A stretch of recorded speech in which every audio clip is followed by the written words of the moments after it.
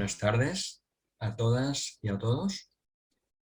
Vamos a dar comienzo a la clase de hoy, que corresponde a la lección 17 del curso La naturaleza del alma. Habitualmente siempre pronunciamos el OM 3 veces antes de cada clase, porque de esa manera se produce un alineamiento y una limpieza de los 3 cuerpos inferiores. El maestro tibetano da una clave práctica cuando queremos pronunciar el OM con fines esotéricos. Él dice que el primer OM conviene pronunciarlo flojito, suave, flojito, para limpiar el cuerpo mental. Podemos imaginarnos, si queréis, cómo el OM, el sonido, limpia nuestro cuerpo mental, nuestra aura mental. El segundo OM, él dice que lo pronunciemos un poco más fuerte que el primero, con el propósito de limpiar nuestra naturaleza emocional, nuestro cuerpo emocional. Y podemos visualizar cómo ese segundo OM limpia nuestro cuerpo emocional. Y finalmente, el tercer OM se tiene que practicar un poco más fuerte, pronunciar más fuerte que los anteriores, con el propósito o con la finalidad de limpiar nuestro cuerpo etérico y físico. Entonces, eso es lo que nos enseña el maestro tibetano en sus libros, sobre la pronunciación correcta de los 3 OMs. Bueno, hoy vamos a hablar sobre el quinto rayo y su relación con la evolución y la iniciación. Como sabéis, el quinto rayo es el rayo de la ciencia y conocimiento concreto, pero es muchísimo más, como veremos a lo largo de esta clase. Los epígrafes de la lección son el sendero de retorno y el crecimiento autoiniciado, algo muy importante que hoy descubriremos, las 3 motivaciones de la voluntad relacionadas con las 3 iniciaciones y los problemas de separatividad, la discriminación y el alineamiento cuando el quinto rayo impacta la personalidad, cuando impacta el instrumento. Bien, en el primer epígrafe dice el sendero de retorno y el crecimiento autoiniciado. Lo que distingue a un discípulo o discípula probacionista de un aspirante es que él o la probacionista se esfuerza sobre todo para establecer su residencia en la cabeza, lo que llamamos la focalización en el cuerpo mental o en la cabeza. También se esfuerza el probacionista para controlar las fuerzas que forman su naturaleza emocional y, de alguna manera, también controlar el movimiento de la sustancia que se ha consolidado para producir sus cuerpos. Dice que la evolución lleva siempre al probacionista a un ciclo de oportunidad que se repite periódicamente, situándolo de alguna manera prematuramente en medio de la necesidad de la situación. Este ciclos de oportunidad que, si los dejamos pasar, se repiten más adelante, siempre hay una nueva oportunidad, normalmente pues sitúa al probacionista en una situación pues complicada y que normalmente siempre es prematura y tiene que lidiar con ella. Entonces, el probacionista o la probacionista enfrenta esta triple tarea que acabamos de ver, de establecer la residencia en la mente, en el cuerpo mental, controlar las fuerzas del cuerpo emocional y controlar también la sustancia de los 3 cuerpos, incluido el físico, pues enfrenta esta tarea triple antes de comprenderla completamente. Y durante un cierto periodo de tiempo se ocupa de ella de modo inconsciente. No sabe lo que está tratando de realizar ni el por qué, sino que siente en su interior, sobre todo en la primera fase de la etapa probacionista, que tiene que hacer algo. Y en esta primera fase de la etapa de probacionismo, pues encontramos la fuerza de la propia evolución que lo impulsa en una dirección determinada, casi a pesar suyo. Y es cuando el probacionista, en esta primera fase, pues experimenta un gran dolor interno, un gran desgarro, porque en su interior hay esas dos luchas que existen entre el espíritu y la materia. Finalmente, la evolución le lleva al lugar donde el crecimiento consciente y el crecimiento autoiniciado se ven o se descubren como una posibilidad. Descubre el probacionista que puede crecer de manera consciente y que además puede iniciar ese crecimiento él mismo. Hablando en términos ocultistas, se dice que se encuentra metido hasta el cuello en la batalla librada entre las fuerzas del alma y las fuerzas de la personalidad. Por tanto, se produce un conflicto violento interior de enormes dimensiones dentro de su propio círculo no se pasa en el que está sumergido hasta el cuello. Este círculo no se pasa es el círculo de los tres cuerpos, más allá de los cuales pues no podemos ir.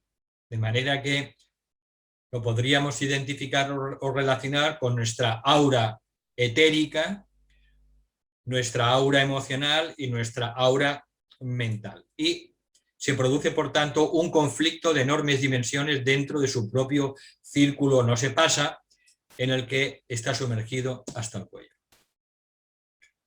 Cuando se da cuenta de que únicamente le es posible terminar con este conflicto polarizándose en la cabeza, es lo que ya venimos diciendo a lo largo de muchas clases, de la tremenda importancia para entrar en el verdadero discipulado de la polarización mental, pues se da cuenta de que tiene que, para terminar este conflicto, entre este desgarro entre las fuerzas de su alma y las fuerzas de su personalidad, del espíritu y la materia, pues que lo tiene que enfrentar desde esa polarización en la cabeza, desde un posicionamiento mental. Por tanto, lo importante cuando se llega a ese punto, o llega a ese punto el probacionista que está comenzando, la pregunta fundamental es: ¿cooperará? ¿Cooperaré yo con las fuerzas de la evolución e iniciaré el comienzo del fin de este conflicto? Esa es la pregunta fundamental. En ese momento de clara visión, la persona puede aprovechar la oportunidad y decidir que se va a mantener polarizado en la cabeza, o también puede decidir libremente ignorar esa oportunidad, ese ciclo de oportunidad, y volverse a sumergir de nuevo en el conflicto, en la lucha de esas fuerzas durante otro periodo de tiempo. Es una decisión. Más tarde o más temprano, durante uno u otro ciclo posterior de oportunidad, tomará conciencia de las connotaciones de esta oportunidad que se va repitiendo, hasta que al final tome esa decisión y pondrá sus pies por primera vez sobre el sendero de iniciación como probacionista. Ahora veremos que el sendero de probación para el probacionista pues comprende las tres primeras iniciaciones. Consideremos el tremendo significado de este acto. Dice el maestro: ha de situar sus pies sobre el sendero desde una focalización mental, desde un posicionamiento mental. Y la única energía disponible para atravesar ese conflicto, ese desgarro entre el alma y la personalidad, y que lo ponga en movimiento en el sendero, es la energía de la voluntad. En ese momento es cuando, a pesar de la atracción de la materia, a pesar de la atracción de los tres cuerpos, se dice el probacionista: me levantaré e iré hacia mi Padre. Este es el primer esfuerzo consciente hacia la liberación y es su primera cooperación consciente con la energía divina de la voluntad. Este impulso de la voluntad viene más allá del alma, viene desde la propia mónada, desde la chispa divina, el Dios que somos en nuestro interior.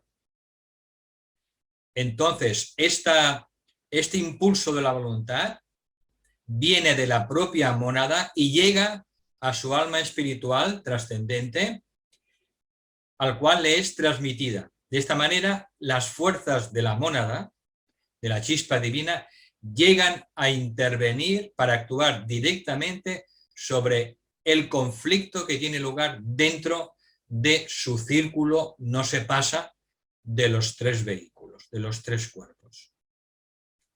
Este primer impacto de ninguna manera dice aligera el conflicto, sigue existiendo ese conflicto, pero lo mantendrá en la cabeza y por encima y casi libre de él, del conflicto, gracias a esa polarización mental, a esa decisión que ha tomado el probacionista cuando entra en la primera etapa. Las tres motivaciones de la voluntad relacionadas con las tres iniciaciones. Aquí es donde se describen con detalle cuáles son esas tres etapas del sendero de probación y tienen también relación con las tres iniciaciones. Bien, la etapa primera del sendero de probación tiene relación con, primero, con la voluntad de liberación del dolor a nivel individual y personal. Y este es el principio del crecimiento autoiniciado. La persona se quiere liberar del dolor y el sufrimiento individual. Y para eso toma conciencia de que puede ser el dueño de su destino. El probacionista se da cuenta plenamente de que puede crecer de manera autoiniciada y que puede ser el verdadero creador de su destino. No se siente ya una víctima de la vida y del destino, una víctima del karma, una víctima de Dios, sino que se da cuenta plenamente de que puede tomar en sus manos la rienda de su propia evolución y de su propio destino. Y esta es una etapa importantísima a nivel de toda persona que está empezando el sendero de probación y es justamente la etapa por la que está atravesando toda la humanidad en su conjunto. Toda la humanidad en su conjunto está tomando ahora conciencia de que puede tomar en sus manos las riendas de su destino. ¿Cómo? A través de un proceso de autocrecimiento dirigido desde nosotros mismos. Luego, la siguiente motivación de la voluntad y que luego vendrá o culminará con la segunda iniciación. La primera es llamada la iniciación del nacimiento del niño Cristo en el pesebre del corazón y la segunda iniciación tiene que ver con el bautismo. Se llama la iniciación del bautismo. Entonces la voluntad en la siguiente etapa del sendero de probación es la voluntad de unirse con la vida una. Siente en su interior que dentro de todos los seres palpita el ser divino, vive el ser divino y por tanto desea unir su conciencia con esa conciencia de lo divino que vive dentro de cada ser que se encuentra. Ser humano, ser animal, ser vegetal. Dentro de la vida y todos los seres se encuentra esa vida una, el uno, y por tanto, pues desea unir su conciencia con la vida una. Esto significa un avance importante hacia la siguiente etapa espiritual. Cuando esta etapa de la voluntad de unión con la vida una llega a su culminación, pues se alcanza la segunda iniciación del bautismo. Y luego, la tercera motivación de la voluntad es la siguiente y más elevada, y es la voluntad de liberar del dolor y el sufrimiento a la humanidad.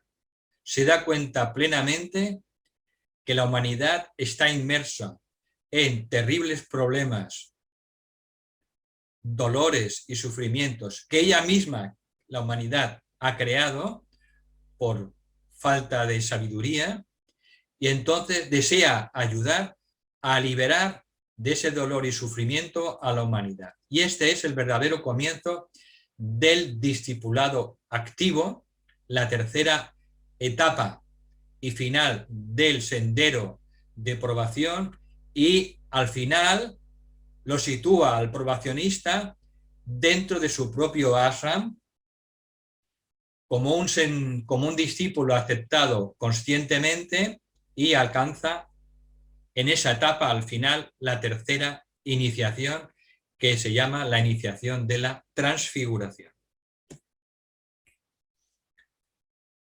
Por tanto, en la primera etapa de la voluntad, pues surge esa invocación en su interior que le hace decir: me levantaré e iré hacia mi Padre.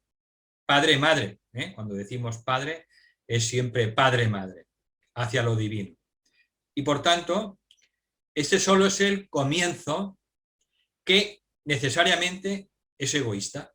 ¿Por qué? Porque el probacionista que entra en esta etapa después de ser un simple aspirante, pues quiere liberarse del dolor y el sufrimiento, del dolor físico, del dolor emocional y del dolor mental. Entonces, esto es necesariamente, como le ocurre pues en las etapas de crecimiento de un niño, es egoísta.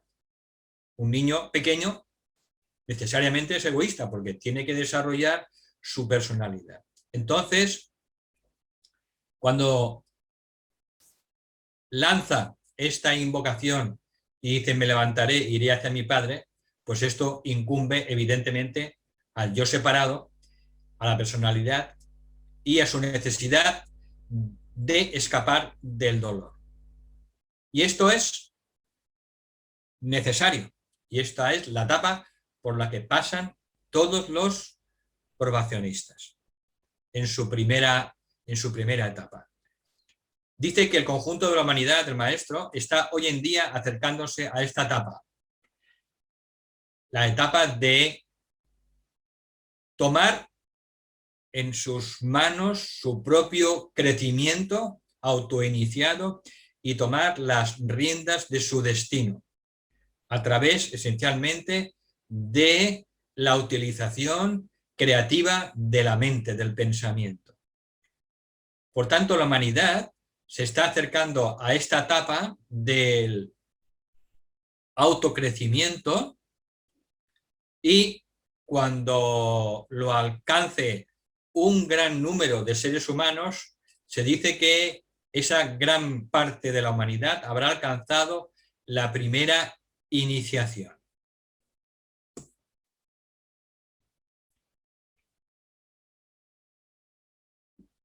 Por tanto, la humanidad se está acercando a ese momento de una experiencia repentina de clara visión, la humanidad individual y colectivamente pues está deseando liberarse del dolor y el sufrimiento. Y también va entendiendo que solo lo puede hacer a través de ese enfoque en la cabeza, de esa polarización mental. Los líderes de la humanidad encontrarán un camino de salida, ayudarán a la humanidad, los verdaderos líderes de la altruistas y con vocación, ayudarán a la humanidad desde ese valle del dolor hacia la cima de salida. Esto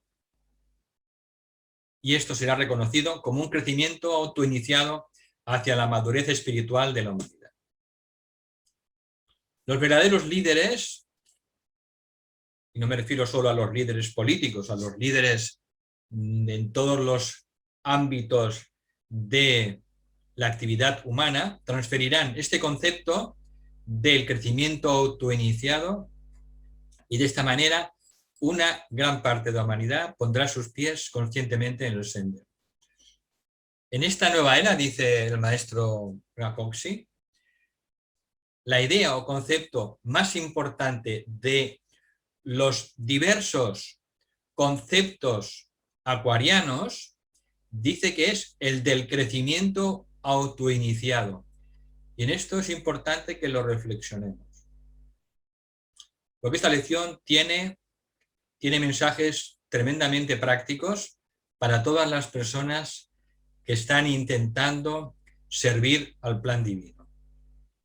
Repito, dice, en esta nueva era, la idea o concepto más importante de todos los que hay es el crecimiento autoiniciado.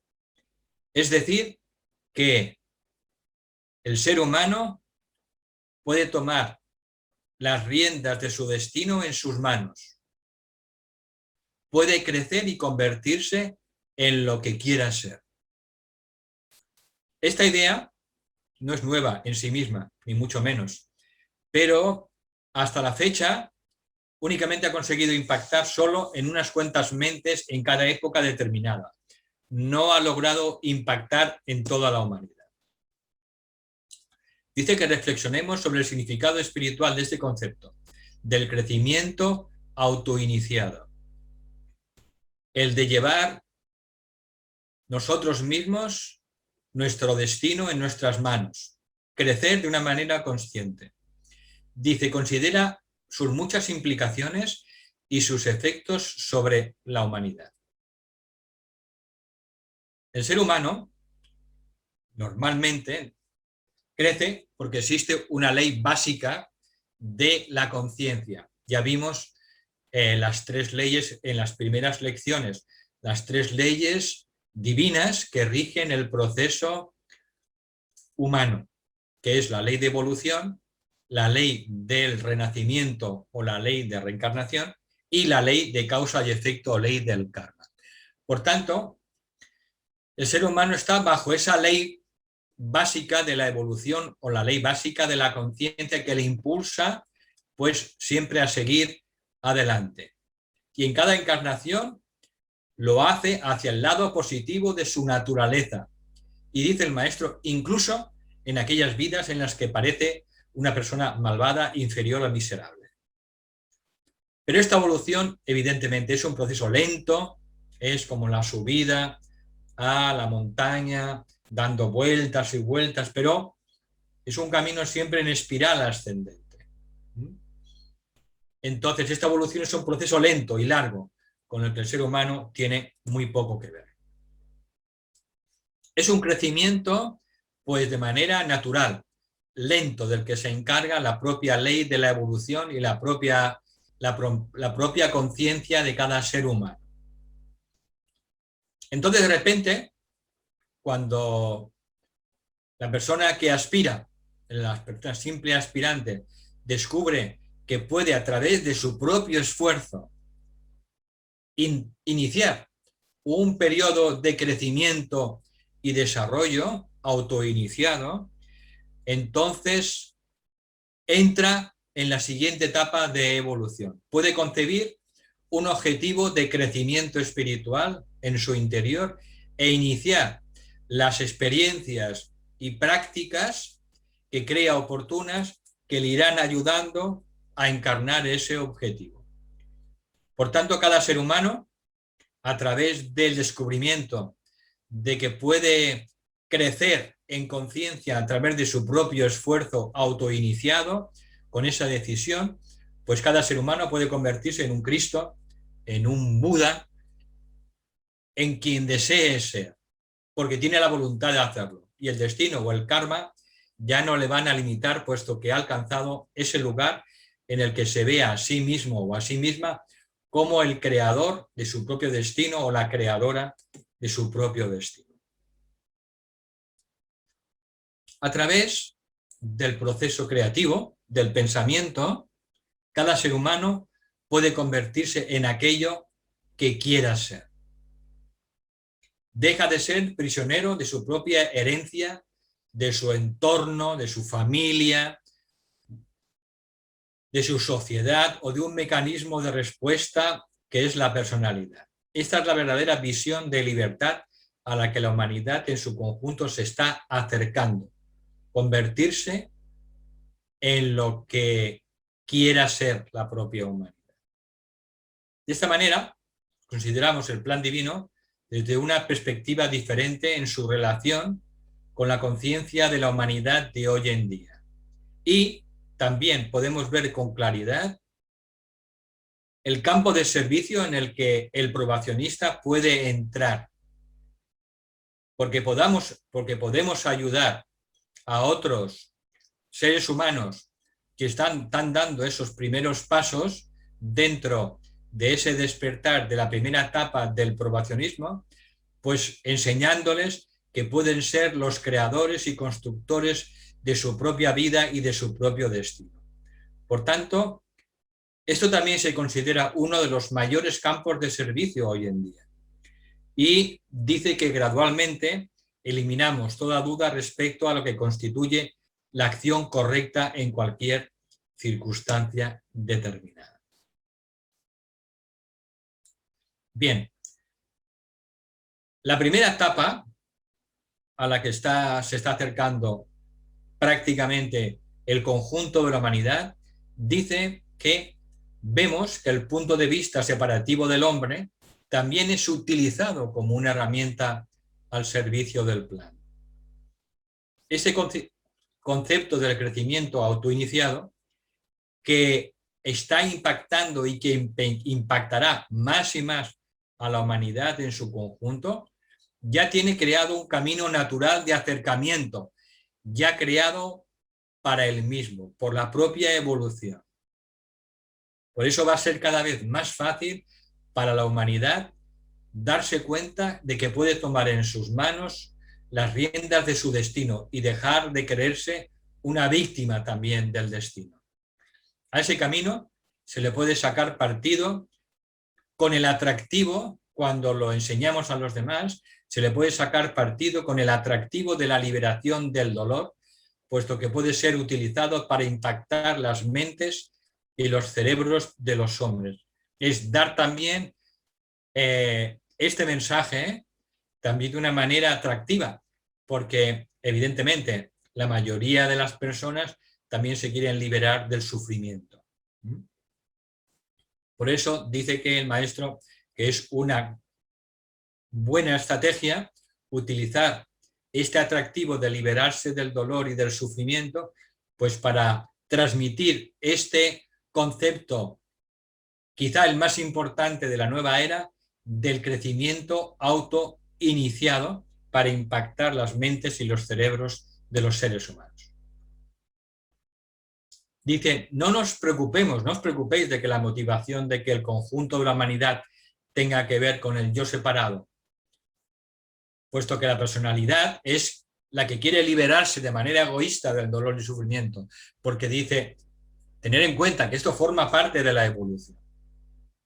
Alegrémonos de que estemos ya en la dirección ascendente, que está marcada por esa invocación interior de la persona que está en esa etapa, que dice, me levantaré e iré hacia mi Padre.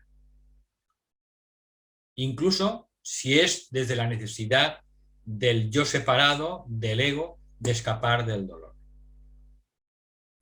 Bien, la segunda motivación que hemos visto, en síntesis antes, es la voluntad hacia la unión con la vida una.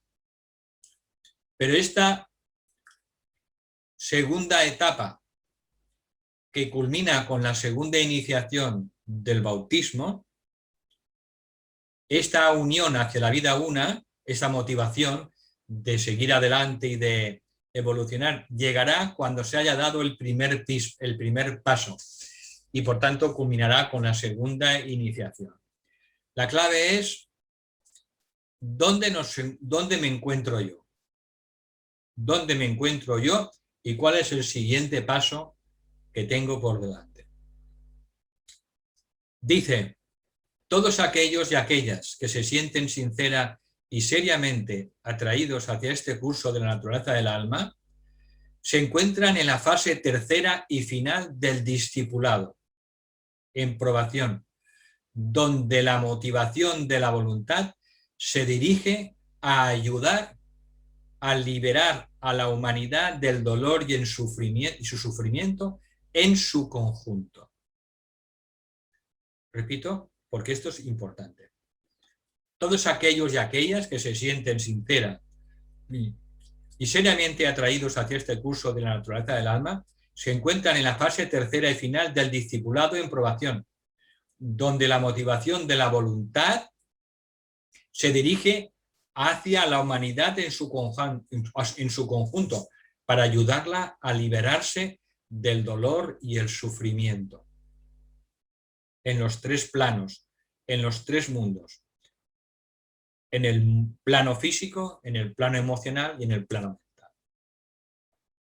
Aquí, el probacionista inicia ese servicio que le situará dentro del ashram como una discípula o un discípulo aceptado.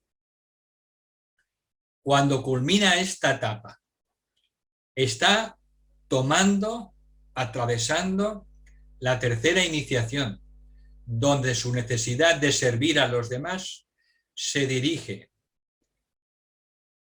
a preparar, evidentemente, a preparar su instrumento para un mayor servicio cada vez.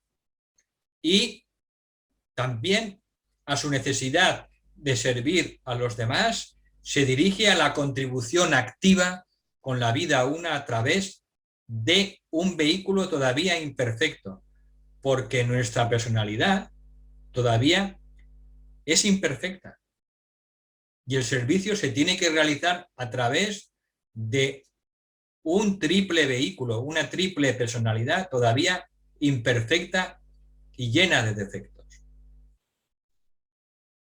Por eso, nunca se puede caer en el espejismo de que no podemos ayudar a los demás, no podemos servir a los demás, no podemos servir al plan divino hasta que la personalidad esté mucho, mucho más perfecta. No, hay que hacerlo desde donde estamos, aceptando la imperfección de nuestra personalidad. Y ya llegamos al último epígrafe, que dice: los problemas de la separatividad, la discriminación y el alineamiento cuando el quinto rayo impacta el instrumento. Dice, es durante esta etapa de probación, que está regida por el quinto rayo de ciencia y conocimiento, es durante esta etapa que el probacionista trabaja conscientemente con el quinto rayo de conocimiento concreto y ciencia. Este trabajo consciente con el quinto rayo se refiere en la tercera etapa y última, antes de convertirse en una discípula o discípulo conscientemente aceptado en el ashram de un maestro. Dice, esta energía, el quinto rayo, le permite utilizar su mente y desarrollar ese conocimiento del plan con el que hará lo siguiente: discriminar entre lo real y lo irreal cada vez más, discriminar entre lo esencial y lo no esencial cada vez más, y discriminar entre lo importante y lo menos importante cada vez más. De manera que esta energía le permite desarrollar ese conocimiento del plan, porque no solo tiene que el probacionista en esta etapa tiene que intentar servir al plan, tiene también que intentar conocerlo. Por tanto, la utilización del quinto rayo desde un punto de vista de realización de la conciencia del alma va haciendo a nuestra mente una herramienta cada vez de una percepción cada vez más aguda en la discriminación. Dice que todas las formas de meditación, independientemente del rayo predominante del pensamiento simiente, todas las formas de meditación técnicamente son una expresión del quinto rayo. Todas. La forma misma de meditación, que es un proceso de alineamiento matemático, es también una actividad del quinto rayo. De este modo vemos que el probacionista se apropia y dirige esta energía del quinto rayo de conocimiento o ciencia hacia una actividad, la que decida, cuando alinea su personalidad y sus vehículos con su alma espiritual a través de él mismo como meditador. Lo repito, vemos cómo el probacionista se apropia y dirige esta energía de quinto rayo hacia una actividad, cuando alinea su personalidad y sus cuerpos con su alma espiritual a través de un foco mediador, él mismo como meditador. Y ahora lo explica un poco más. Su foco de identificación se convierte en el mediador entre el espíritu, tal como es visto desde el nivel del alma espiritual, y la materia, los tres cuerpos. Por consiguiente, el probacionista en la tercera etapa intenta equilibrar el espíritu, la conciencia y la materia en cualquier actividad que lleve a cabo. Intenta equilibrar el espíritu, la conciencia o el alma y la materia desde su particular actividad de servicio. De este modo, la probacionista o el probacionista, ya lo sabemos, mantiene su residencia en la cabeza, preferentemente, como sabemos, en el centro Agna. Es la primera polarización en el que cuando se despierta el centro Agna asume el control de todos los centros inferiores. Luego, controla las fuerzas de su naturaleza astral y emocional, y el probacionista finalmente empieza a controlar en alguna medida el movimiento de la sustancia que se ha originado para formar sus tres cuerpos. Es ahora cuando el probacionista se da cuenta por completo de la necesidad de crear conscientemente las formas que sus energías tomarán para aparecer a la luz del día. Y hemos dicho muchas veces que todo probacionista en la última fase del sendero de probación, y todos los discípulos y discípulas son magos blancos que se dedican a crear formas, organizaciones, cualquier situación de acuerdo a lo que ellos entienden y sienten que es el plan divino. Por tanto, se da cuenta por completo de la necesidad de crear conscientemente las formas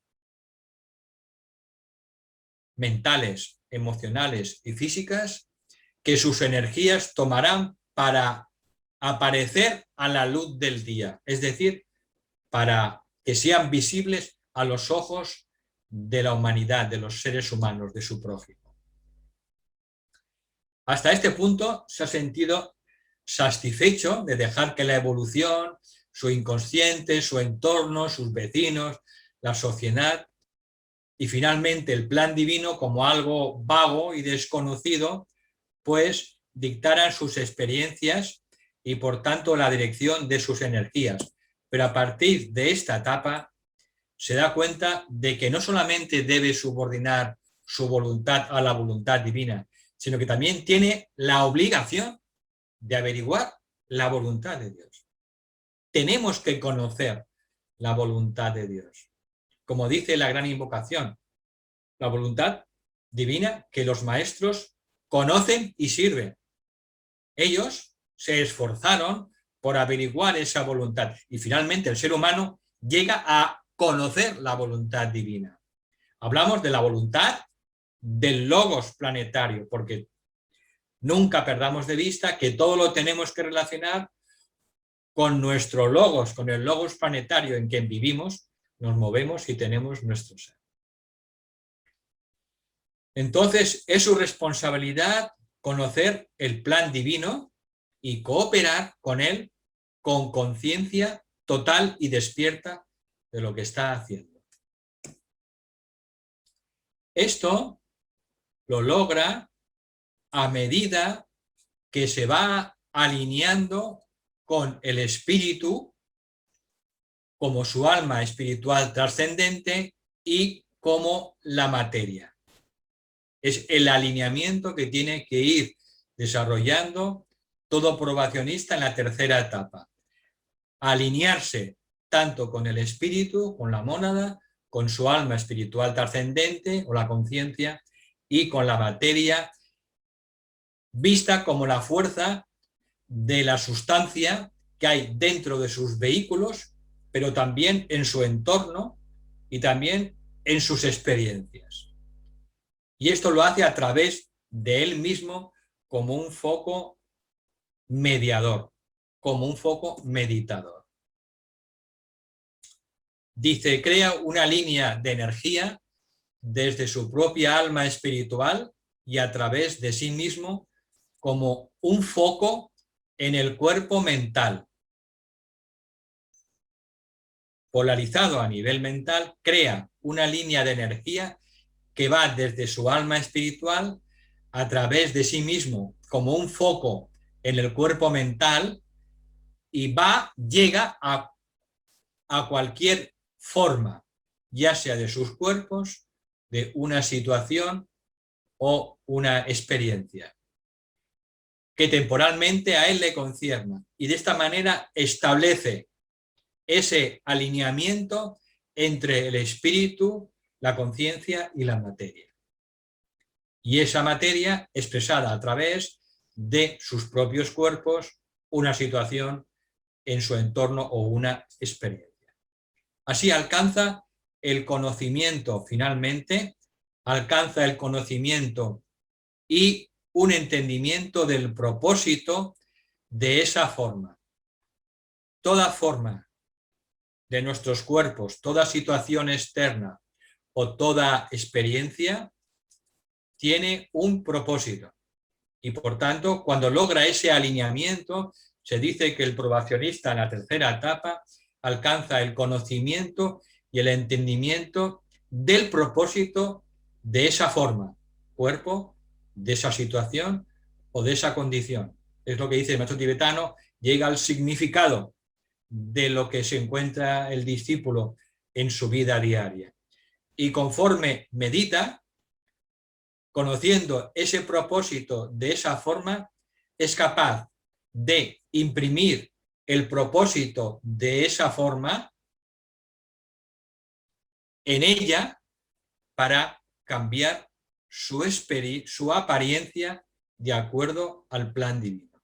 De manera que trabajando sobre esas formas es capaz de mejorar su apariencia, no solo de los cuerpos, sino sobre las situaciones externas, sobre sus propias experiencias, de acuerdo al plan divino.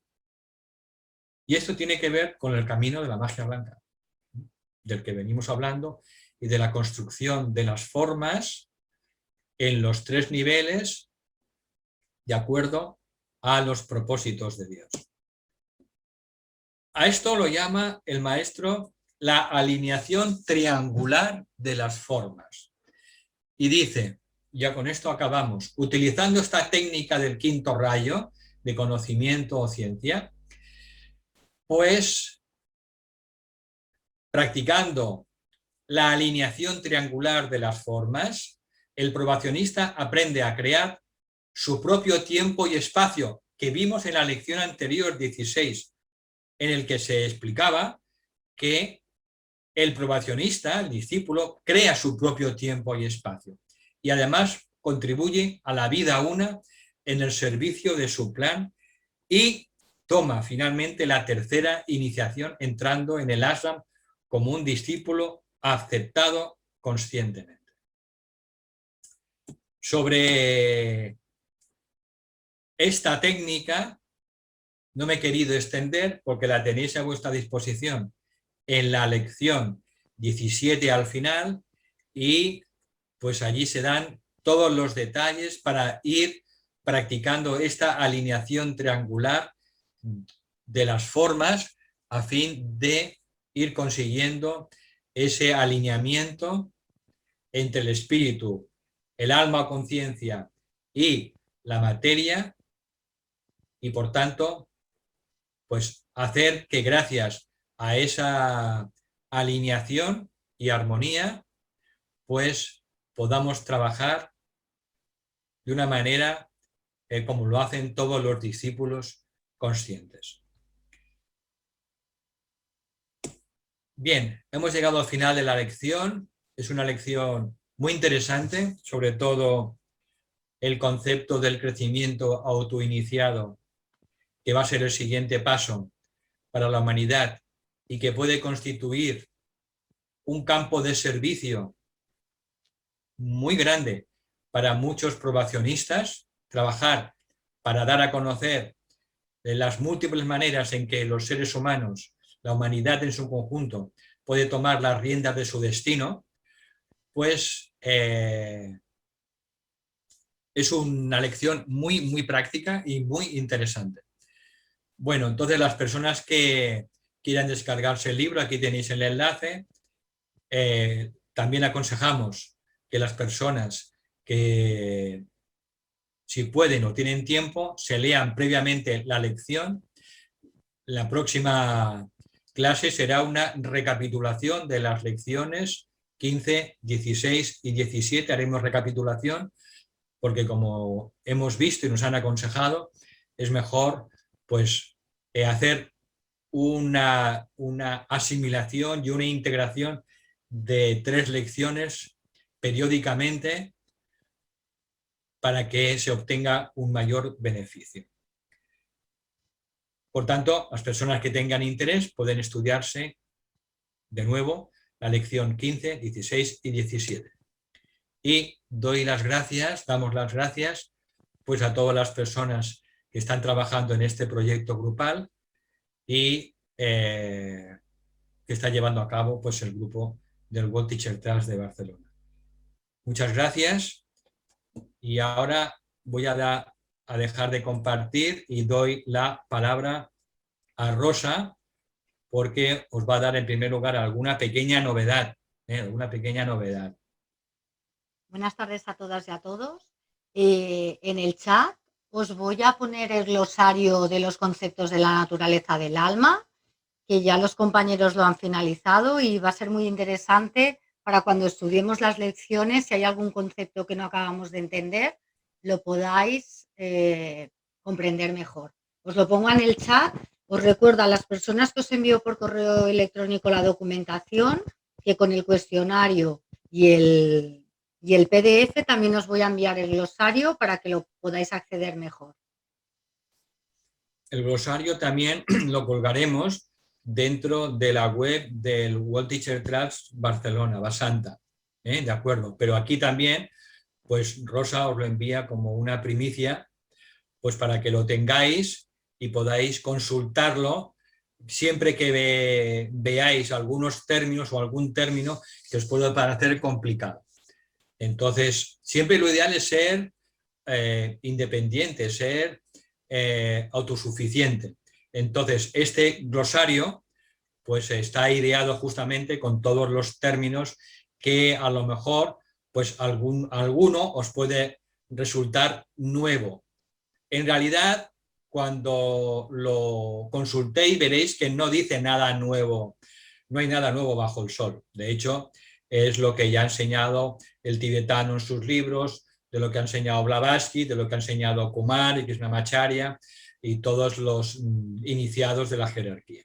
Pero sí que es verdad que a veces aparecen en el libro La naturaleza del alma algún término nuevo que aquí podéis entonces estudiar y de una manera sencilla.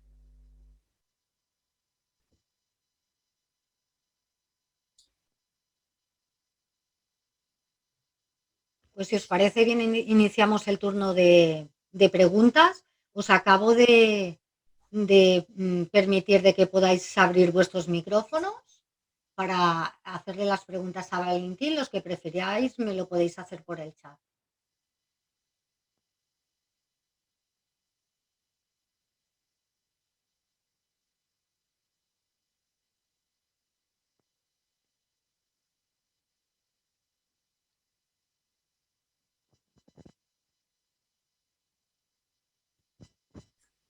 Me alegro mucho que tengáis todo claro. Valentín, una pregunta. Sobre el tema de las iniciaciones, la tercera iniciación es considerada la primera a nivel interno, ¿no? Si podrías explicar esto. Sí, vamos a ver.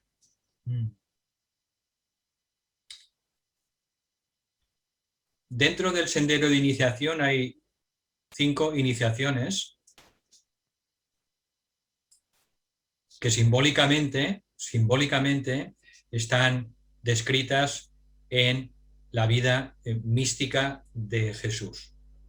La primera es el nacimiento del niño Jesús dentro del corazón, la primera. La segunda es la iniciación del bautismo. La tercera, la transfiguración, como le pasó a Jesús en el monte Tabor. La cuarta es la crucifixión y la quinta es la resurrección. Entonces, las 2 primeras iniciaciones las otorga Maitreya. Maitreya. Pero en la tercera iniciación, el iniciador es Sanat Kumara.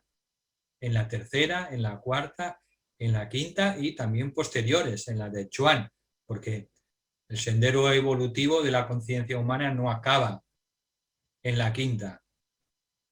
Sigue la sexta, la séptima, la octava, la novena. Son estados de conciencia que no podemos ni imaginar. Fijaros, Maitreya está atravesando la séptima iniciación. Maitreya. Pero Sanat Kumara está en la novena. Es decir, que es un sendero de expansiones de conciencia, ¿no?, que no podemos ni imaginar. Entonces, técnicamente, la tercera iniciación que da Sanat Kumara se le considera la primera iniciación mayor dentro de la jerarquía. Significa que hasta la tercera iniciación puede haber un retroceso, una caída. Se puede tener la primera y segunda iniciación y tener un retroceso, caer. Pero después de la tercera iniciación ya es imposible caer, porque Sanat Kumara lo que ha hecho ha sido estabilizar la vibración de los cuerpos físico, etérico, emocional y mental en un nivel vibratorio del cual ya no es posible pues caer. Por tanto, se la considera pues a la tercera iniciación la iniciación mayor de la jerarquía, en el que ya existe un dominio bastante importante del cuerpo mental y la persona, el hombre o la mujer, pues forman parte de un ashram y son discípulos conscientemente aceptados. En la primera y segunda iniciación podemos ser ya discípulos de un ashram, pero no somos conscientes. Es solo en la tercera, debido a esa ceremonia interna de la tercera iniciación, en el que se cobra conciencia y también se adquiere la continuidad de conciencia. Es decir, que a partir de ese momento el discípulo o la discípula sabe qué hace durante la noche y lo recuerda cuando se despierta, y a partir de ahí también, cuando desencarna, en la siguiente encarnación empieza a tener los recuerdos de quién fue en la vida anterior. Eso es la continuidad de conciencia. Esto es lo que Kumar enseña como la construcción de la inmortalidad del cuerpo etérico, el cuerpo de luz dorada. De manera que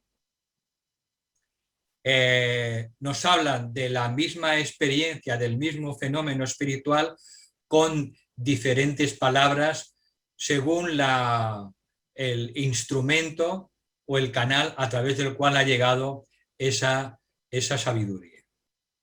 Pero todos hablan de lo mismo. Kumar habla de la creación de la túnica dorada, tercera iniciación, habla de la inmortalidad del cuerpo etérico, habla de la túnica dorada, no diamantina, porque esa es posterior, y el tibetano también lo dice de otras palabras. Por eso es importante estar acostumbrado a leer diferentes tradiciones esotéricas serias, porque nos ayuda a entender pues cualquier sabiduría que está encerrada en cualquier escritura o en cualquier libro sagrado. Entonces, ya hemos dicho en la lección de hoy, sobre todo, que la humanidad se está acercando a la primera etapa de probacionista, con ese crecimiento autoconsciente, tomar las riendas de su destino en sus propias manos.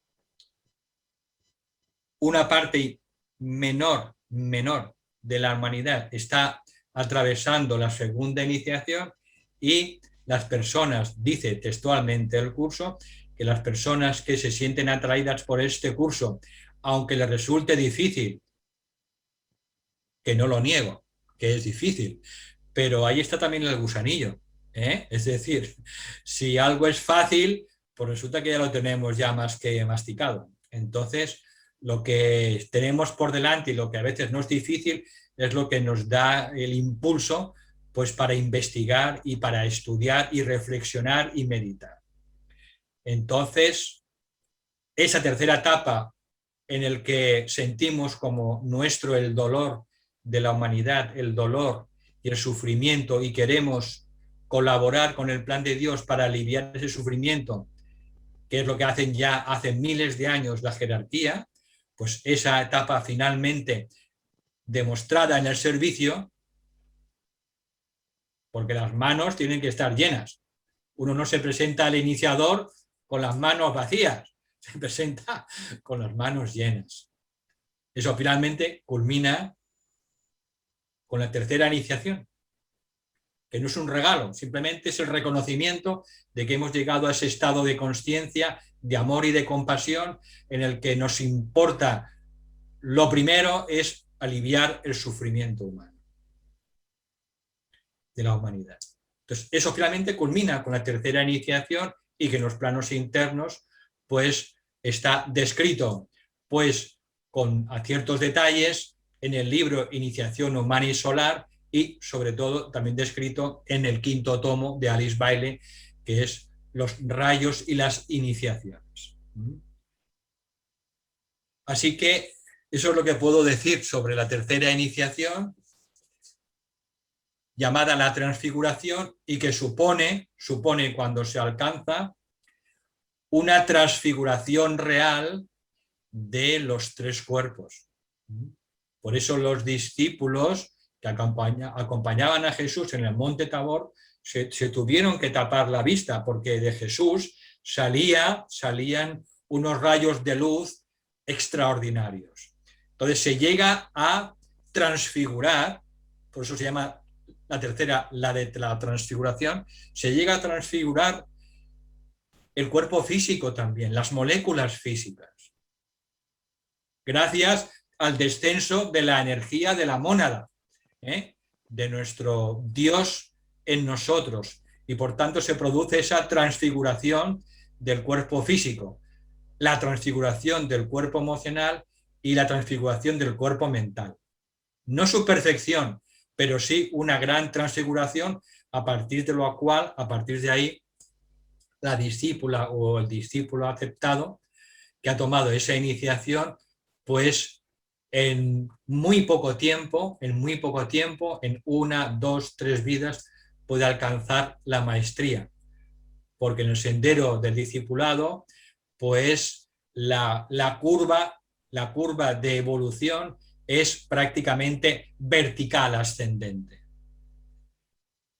En esta fase de la evolución, tercera, cuarta y quinta iniciación, intervienen sobre todo las energías de los signos cardinales, la cruz cardinal, de los signos cardinales, que efectúan o expresan sus energías a esa persona de una manera tremenda, porque las energías de la cruz cardinal están compuestas solo por los rayos del Padre, rayos masculinos. Ahí todo es fuego consumidor. Rayo primero sobre todo, rayo tercero, quinto y séptimo.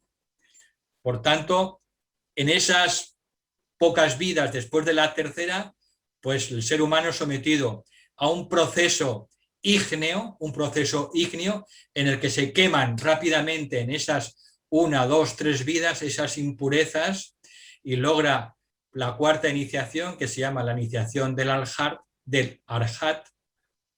y la quinta iniciación del adeptado.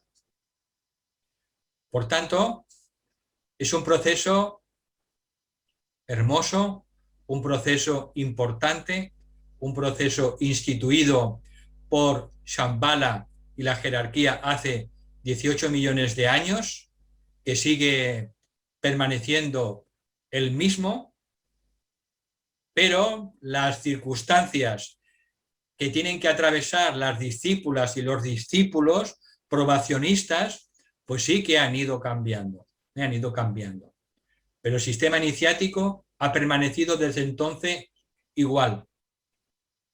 Pero sí que han cambiado las circunstancias y ahora se exigen cosas diferentes a los probacionistas que se les exigían en los siglos pasados.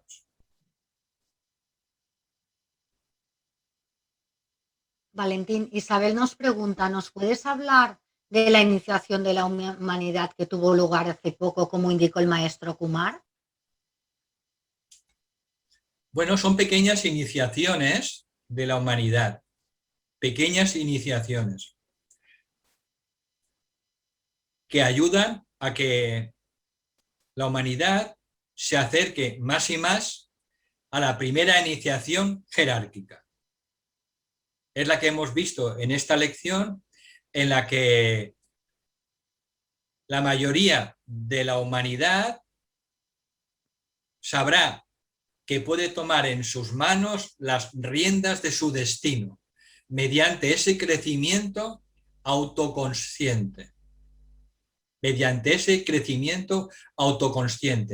No se sentirá esa humanidad que es víctima del destino o víctima del karma o víctima de las estrellas o víctima de nadie, sino que tomará conciencia de que es la creadora de su propio destino y que cada ser humano puede convertirse en lo que desee. Eso todavía, evidentemente, no pasa. Solo tenemos que ver a nuestro alrededor.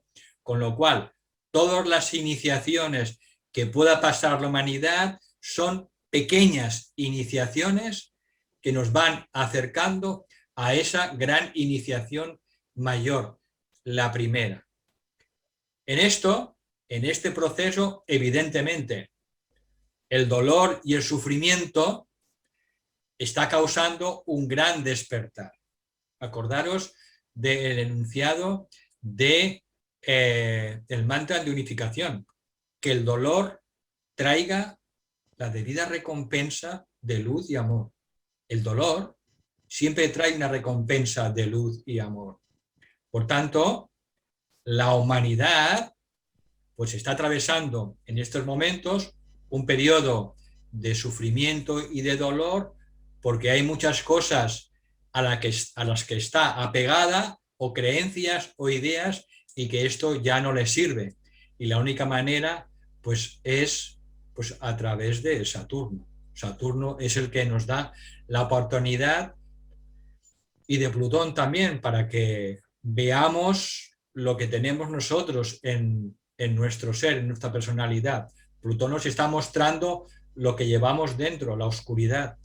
Por tanto, nos vamos acercando a esa primera iniciación que nadie sabe cuándo será a nivel global y todas las pequeñas expansiones de conciencia de las que habla Kumar y otros maestros, pues nos están ayudando a dar un pasito tras otro de acercamiento a esa gran iniciación planetaria. Otra pregunta, Valentín. Marta se pregunta, ¿cómo puede ser que aún siendo malvados en nuestras encarnaciones estemos en nuestra naturaleza positiva? No. Lo que dice el maestro Saint Germain es que, y también lo dice el maestro Seviví, en una de sus meditaciones esotéricas, ocultistas, acordaros cuando dice el maestro Seviví, acuérdate siempre de que quien peca es tu sombra, no eres tú. Peca tu sombra, tu personalidad, no eres tú. Entonces, a pesar de las imperfecciones humanas, a pesar de muchos errores importantes de los seres humanos, el alma humana sigue siempre evolucionando. Evolucionará más lentamente o más rápidamente, pero en el plano, después de desencarnar el alma humana, en el Devacán, pues se queda todo lo que no le sirve al alma. Y en el plano mental, en el Devacán, perdón, en el Kama Loka, en el Devacán, en el mundo mental, el alma reflexiona y destila sobre las cosas buenas que había hecho. De manera que siempre el alma se lleva alguna cosa buena de cada encarnación. Aunque hayamos sido, pues, bueno, personas poco edificantes, dejémoslo así. Pero el tema hay que verlo desde el punto de vista de la evolución de la consciencia. Dentro de la humanidad, que es como un colegio, hay muchas clases. Y hay muchas almas que están en las primeras clases de párvulos. Y ahí cometen muchos errores. Son almas jóvenes. No podemos juzgar a un niño que está en P3 con 3 años a un niño que está en bachillerato. Porque el chico que está en bachillerato ya ha pasado por las clases previas. Por eso los maestros no juzgan a los seres humanos. Dividen a la humanidad solo entre los que saben y los que todavía no saben. Entonces, la evolución se encargará de ir ayudando a todos los seres humanos a evolucionar gracias a la ley del karma, a la ley de causa y efecto. Entonces la ley del karma y efecto va ajustando todos los efectos a las causas y a través del dolor y el sufrimiento el ser humano pues va evolucionando hasta que se da cuenta de que si mete la mano en el fuego se quema, pues mejor no meto la mano en el fuego. Cuando aprende eso, pues empieza a discernir, a discriminar, hasta que llega un punto en el que está cansada la persona de sufrir y se da cuenta de que tiene que ver la vida desde una perspectiva mental, no emocional, sino mental. Ver las cosas con raciocinio, ver las cosas con reflexión. Y a partir de ese momento, pues ese ser humano se da cuenta de que puede tomar las riendas de su destino. ¿Cómo? Aplicando el pensamiento. Y a través de la aplicación del pensamiento se da cuenta de que puede finalmente crear el destino y puede convertirse en lo que quiera. Eso es hacia lo que se está acercando la humanidad en general. Por eso he dicho antes que todavía nos falta tiempo, evidentemente. Nos falta tiempo. Pero el dolor y el sufrimiento pues nos está ayudando, nos está ayudando. Por tanto, hay que ver las cosas siempre desde la óptica, si podemos, más elevada, desde el punto de vista de las leyes divinas, que son solo amor y compasión. Entonces, la personalidad en sus primeras vidas, en su primer trayecto evolutivo, pues claro, la pifia constantemente y hace cosas, pues sí, malvadas, pero gracias a la ley del karma y del dolor que va a recibir en sus carnes, pues al final el alma encarnada se da cuenta de que no tiene que hacer muchas cosas. Así que todo está bien organizado, todo está bien dispuesto gracias a esa propia ley de la evolución.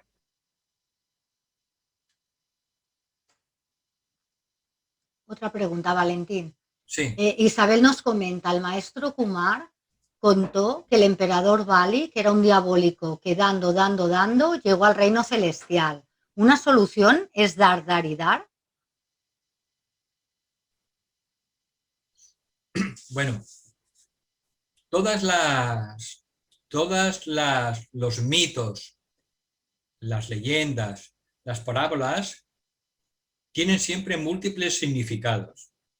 De hecho, 7 significados. Entonces,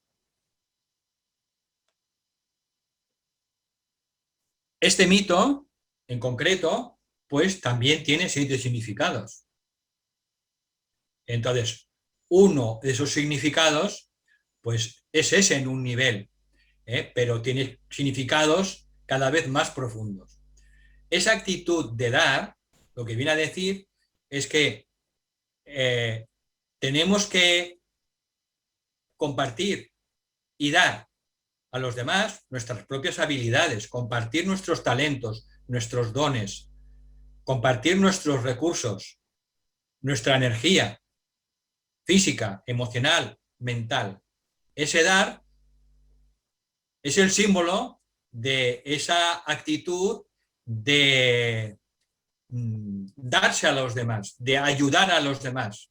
Y coincide en la tercera etapa de la etapa probacionista, en el que estamos completamente interesados y absortos en aliviar el sufrimiento y el dolor de la humanidad más que nosotros mismos. Entonces, hay que leer, por tanto, cada mito, pues, a través de nuestra propia reflexión. Pero entendamos que cada mito tiene 7 niveles de interpretación. Igual que cada escritura sagrada. Sea el Bhagavad Gita, sea la Biblia, hay 7 niveles de interpretación. Entonces, bueno, no nos quedemos simplemente con la primera interpretación que nos venga. Intentemos, pues, reflexionar y ver, pues, más niveles más profundos de cada mito.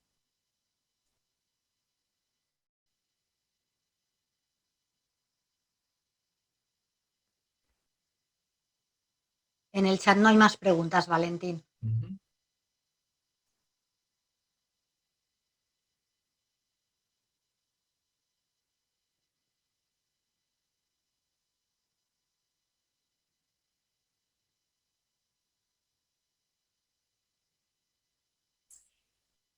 Bien, para terminar, pues voy a hacer una reflexión, porque en esta lección se dice algo tremendamente importante y es el paso que está dando la humanidad para entender que podemos dejar de ser víctimas del destino y que podemos crecer interiormente, espiritualmente, si así lo decidimos. No somos víctimas del destino, somos creadores de nuestro destino. Y esto es un punto de inflexión y de servicio que pueden tomar muchos y muchas probacionistas para ayudar en este proceso de despertar de la humanidad. Podemos ayudar muchísimo a que sean conscientes personas que no tienen nada que ver con el campo esotérico, pero que sienten ese gusanillo, sienten ese dolor interno, ese desgarramiento interior, y podemos ayudarles justamente a que sean conscientes de que pueden tomar su crecimiento interior en sus propias manos. Ese es un campo de servicio necesario. Y como ponía esta lección, es quizá el concepto más importante que se debe inculcar a los seres humanos, a la humanidad en general. Que no somos víctimas del destino, que podemos crear nuestro propio destino y convertirnos en lo que queramos. Bien, dejo aquí esta reflexión porque esto puede ser un campo de servicio importante para muchas personas. Organizar proyectos que vayan en esta dirección. Bien, lo dejamos aquí. Os doy las gracias más sinceras. Gracias de todo corazón y nos vemos, si Dios quiere, dentro de 2 semanas. Muchas gracias de todo corazón. Cuidaros.